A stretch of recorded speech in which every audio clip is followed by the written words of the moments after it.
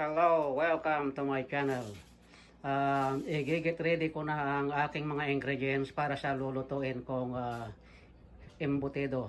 So, ang mga ingredients ko ay 14 na ingredients. It's a 14 ingredients. So, we have garlic, onion, bali tatlong garlic ito.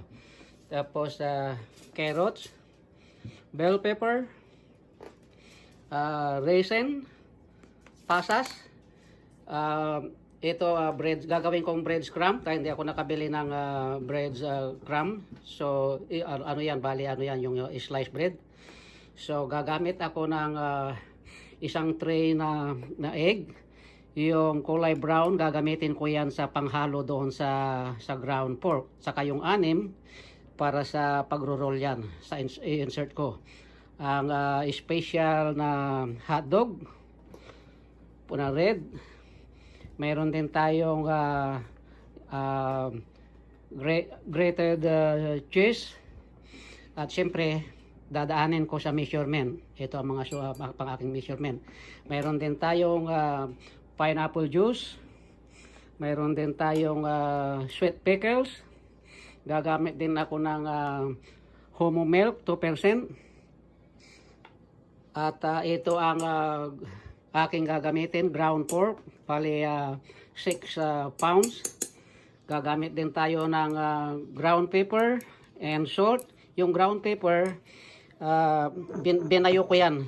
Gusto ko yung fresh talaga, binabayo. At syempre, yung iba, daanin ko na lang sa blender. Katulad nitong garlic, onion, carrots, and bell pepper, i-blend ko na lang yan. So, iyan ang aking mga ingredients sa embutido para sa Noche Buena at the same time birthday ng anak kong panganay na babae. Thanks for watching, guys.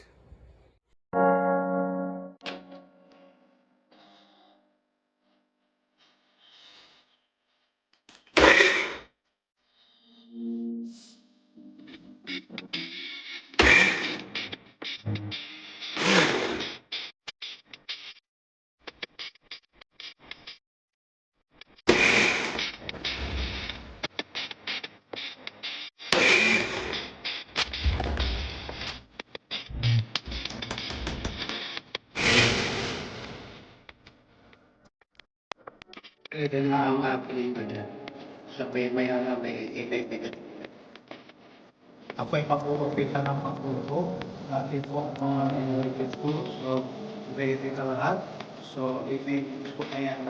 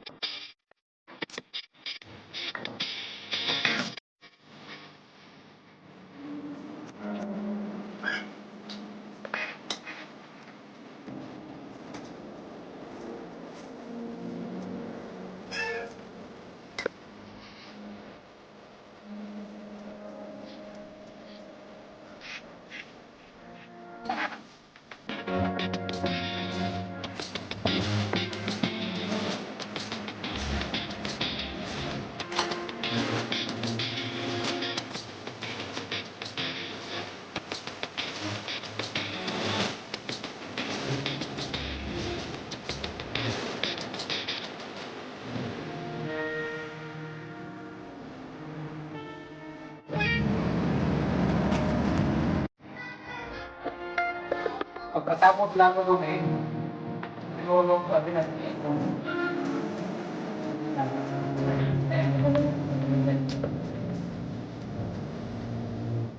Apply ng center.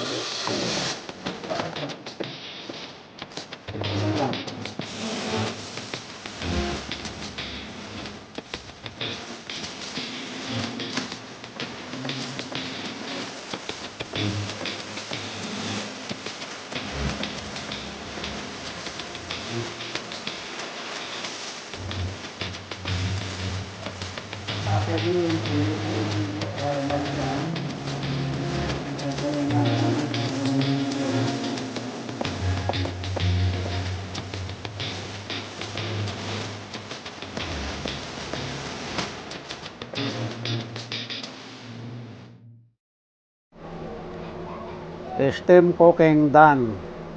Ito ang embutido. Yan, luto na lahat. So, yan. Yummy, yummy. Kung nag-enjoy kayo na manood sa aking embutido, ay huwag kalilimutang i-like, comment, and subscribe my channel para lagi kayong updated sa susunod ko pang video.